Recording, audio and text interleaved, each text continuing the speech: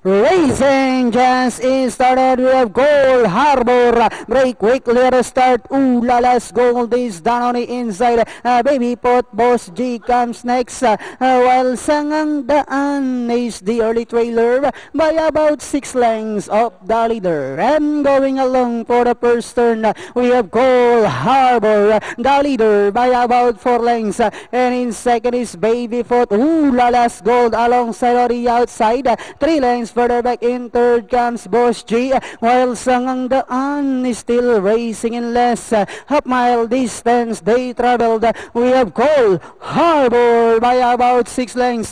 Baby Pot in second. Ulala's Gold remains in third. Boss G, while Sangang Daan is still running at the tail of the field. And on the fourth turn, we have Gold Harbor by about 6 lengths. Baby Pot in second. Ulala's Gold remains in third. Sangang Daan, while Boss G now running at the tail of the field.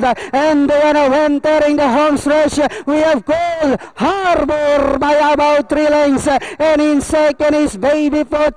Ulala's Gold remains in third with about 150 meters more to run. Gold Harbor, Baby Pot moving up now on the outside. Gold Harbor followed now by Baby Pot on the outside. Gold Harbor, Baby Pot moves up, and finally Baby Pot.